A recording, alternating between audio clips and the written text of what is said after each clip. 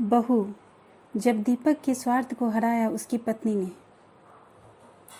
बहू शब्द सुनते ही मन में सबसे पहले विचार यही आता है कि बहू तो सदा पढ़ाई होती है, लेकिन मेरी शोभा भाभी से मिलकर हर व्यक्ति यही कहने लगता है कि बहू हो तो ऐसी।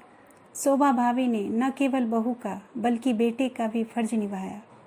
15 साल पहले जब उन्होंने दीपक भैया के साथ 7 फेरे लेकर यह वादा किया था कि वे उनके परिवार का ध्यान रखेंगी, वह उनके दुख सुख में उनका साथ देंगी, तब से यह वचन उन्होंने सदैव निभाया। जब बाबूजी दीपक भैया के लिए शोभा भाभी को पसंद करके आए थे, तब बुआ जी ने कहा था, बड़े शहर की लड़की है भैया जी, बातें भी बड़ी बड़ी करेगी, हमारे छोटे शहर में रह नहीं पाएगी। तब बाबूजी ने मुस्कुराकर कहा था, दीदी मुझे लड़की की सादगी भा गई, देखना यह हमारे परिवार में खुशी खुशी अपनी जगह बना लेगी। बाबूजी की यह बात सच साबित हुई और शोभा भाभी कब हमारे परिवार का हिस्सा बन गई पता ही नहीं चला। भाभी हमारे परिवार की जान थी। उनके बिना त्योहार, विवाह आदि फीके लगते थे।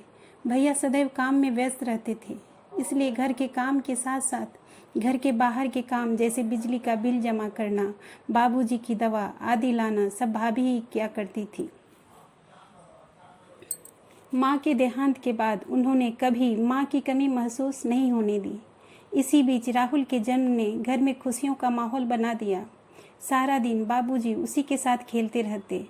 मेरे दोनों बच्चे अपनी मामी के इस नन्हे तोहफे से बेहद खुश थे।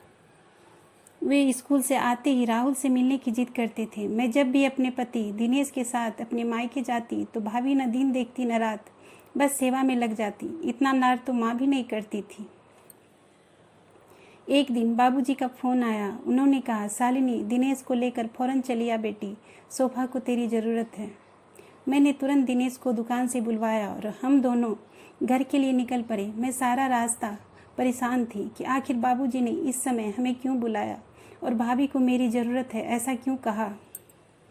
मन में सवाल लेकर जैसे ही घर पहुंची तो देखा कि बाहर टैक्सी खड़ी थी और दरवाजे पर 2 बड़े सूटकेस रखे थे। कुछ समझ नहीं आया कि क्या हो रहा है।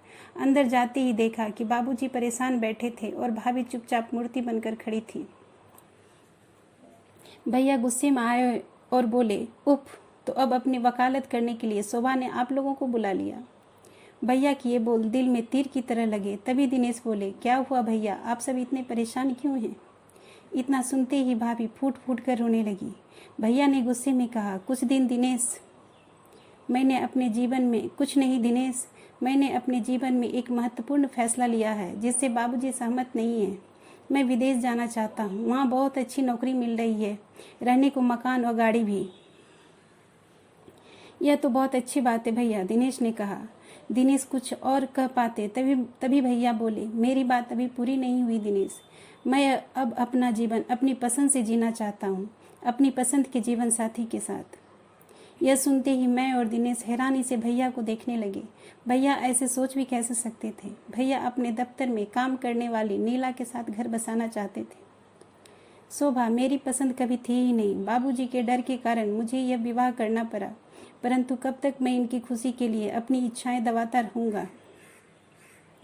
मैं बाबूजी के पैरों पर गिरकर रोती हुई बोली, बाबूजी आप भैया से कुछ कहते क्यों नहीं, इनसे ऐसा कहिए, ऐसा न करें, रोकिए इन्हें बाबूजी, रोक लीजिए। चारों ओर सन्नाटा छा गया। काफ़ी सोचकर बाबूजी ने भैया से कहा, दीपक यह अच्छी बात है कि तुम जीवन में सफलता प्राप्त कर रहे हो, पर अपनी सफलता में तुम शोभा को शामिल नहीं कर रहे हो, यह गलत है। मत भूलो कि तुम जहाँ हो वहाँ पहुँचने में शोभा ने तुम्हारा भरपूर साथ दिया। उसके प्यार और विश्वास का यह इनाम मत दो उसे, वह मर जाएगी। कहते हुए बाबूजी की आंखों में आंसू आ गए। भैया का जवाब तब भी वही था और वे हम सबको छोड़कर अपनी अलग दुनिया बसाने चले गए। बाबूजी सदा यही कहते थे कि वक्त और दुनिया किसी के लिए नहीं रुकती। इस सब बात का आभास भैया के जाने के बाद हुआ। सगे संबंधी कुछ दिन घर आते रहे दुख व्यक्त करने, फिर उन्होंने भी आना बंद कर दिया। जैसे जैसे बात फैलती गई वैसे वैसे लोगों का व्यवहार हमारे प्रति बदलता गया। फिर एक दिन बुआ जी आई और जैसे ही भाभी उनके पाँव छूने लगी वैसे ही उन्होंने चिल्ला कर कहा, हट बेशर्म, अब आशीर्वाद लेकर क्या करेगी? हमारा बेटा तो तेरी वजह से हमें छोड़कर चला गया। बूढ़े बाप का सहारा छीनकर चैन नहीं मिला तुझे। अब क्या जान लेगी हमारी? मैं तो कहती हूँ भैया, इसे इसके मायके भिजवा दो, दीपक वापस चला आएगा। बाबूजी तुरंत बोले, बस दीदी, बहुत हुआ। अब मैं एक भी सब नहीं सुनूंगा। शोभा इस घर की बहू नहीं, बेटी है। दीपक हमें इसकी वजह से नहीं, अपने स्वार्थ के लिए छोड़कर गया है। मैं इसे कहीं नहीं भेजूंगा। यह मेरी बेटी है और मेरे पास ही रहेगी। बुआ जी ने फिर कहा, कहना बहुत आसान है भैया जी, पर जवान बहू और छोटे से पोते को कब तक अपने पास रखोगे? आप तो कुछ कमाते भी नहीं, फिर इन्हें कैसे पालोगे? मेरी सलाह मानो, इन दोनों को वापस भिजवा दो। क्या पता शोभा में ऐसा क्या दोष है जो दीपक उसे अपने साथ रखना ही नहीं चाहता।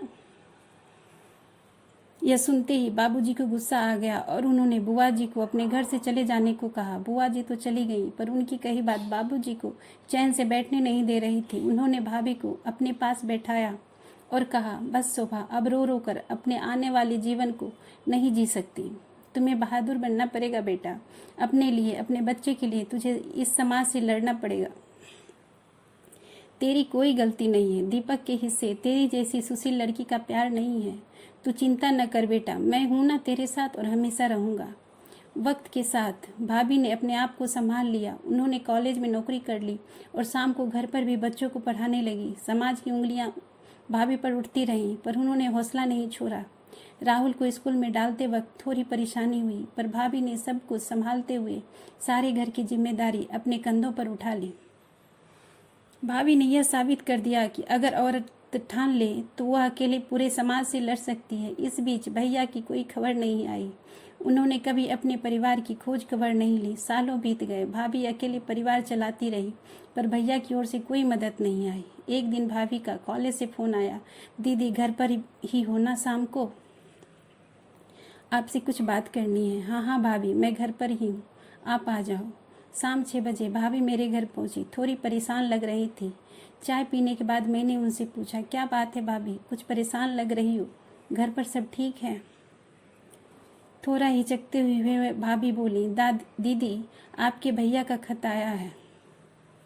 मैं अपने कानों पर विश्वास नहीं कर पा रही थी। बोली, इतने सालों बाद याद आई उनको अपने परिवार की, या फिर नई बीवी ने बाहर निकाल दिया उनको? ऐसा न कहो दीदी, आखिर वे आपके भाई हैं। भाभी की बात सुनकर एहसास हुआ कि आज भी भाभी के दिल के किसी कोने में भैया हैं। मैंने आगे बढ़कर पूछा, भाभी क्या लिखा है भैया ने?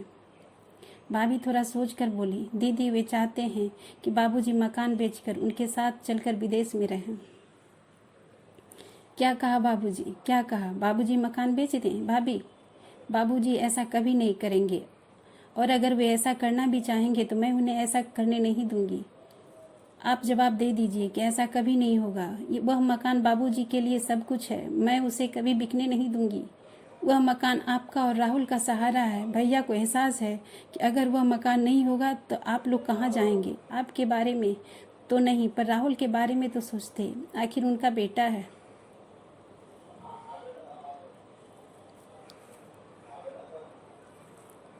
मेरी बात सुनकर भाभी चुप हो गई और गंभीरता से कुछ सोचने लगी। उन्होंने यह बात अभी बाबूजी से छिपा रखी थी। हमें समझ नहीं आ रहा था कि अब क्या करें। तभी दिनेश आ गए और हमें परेशान देखकर सारी बात पूछी। बात सुनकर दिनेश ने भाभी से कहा, भाभी आपको यह बात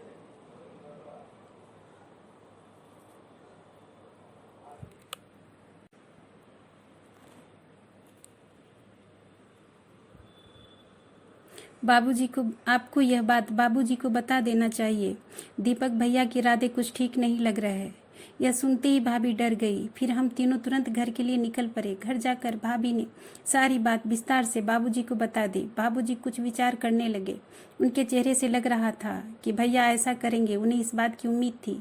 उन्होंने दिनेश से पूछा, दिनेश तुम बताओ हमें क्या करना चाहिए? दिनेश ने कहा, दीपक आपके बेटे हैं तो जाहिर सी बात है इस मकान पर उनका अधिकार बनता है, पर यदि आप अपने रहते यह मकान भाभी या राहुल के नाम कर देते हैं तो फिर भैया चाहकर भी कुछ नहीं कर सकेंगे। दिनेश की यह बात सुनकर बाबूजी ने तुरंत फैसला ले लिया कि वह अपना मकान भाभी के नाम कर देंगे। मैंने बाबूजी की इस फैसले को मंजूरी दे दी और उन्हें विश्वास दिलाया कि वह सही कर रहे हैं। ठीक 10 दिन बाद भैया घर पहुंचे और आकर अपना हक मांगने लगे। भाभी पर इल्ज़ाम लगाने लगे कि उन्होंने बाबूजी के बुढ़ापे का फ़ायदा उठाया है और धोखे से मकान अपने नाम करवा लिया है। भैया की कड़वी बातें सुनकर बाबूजी को गुस्सा आ गया। वे भैया को थप्पड़ मारते हुए बोले, नालायक, कोई तो अच्छा काम किया होता। शोभा को छोड़कर तूने पहली गलती की और अब इतना घटिया बात कहते हुए तुझे जरा सी भी लज्जा नहीं आई। उसने मेरा फ़ायदा नहीं उठाया बल्कि मुझे सहारा दिया। चाहती तो वो भी मुझे छोड़कर जा सकती थी, अपनी अलग दुनिया बसा सकती थी, पर उसने वे जिम्मेदारियां निभाई जो तेरी थी। तुझे अपना बेटा कहते हुए मुझे अफसोस होता है। तब भी भाभी बीच में बोली, दीपक, आप बाबूजी को और दुख मत दीजिए। हम सब की भलाई इसी में है कि आप यहाँ से चले जाएं। भाभी का आत्मविश्वास देखकर भैया दंग रह गए और चुपचाप लौट गए। भाभी घर की बहू से अब हमारे घर का बेटा बन गई थी।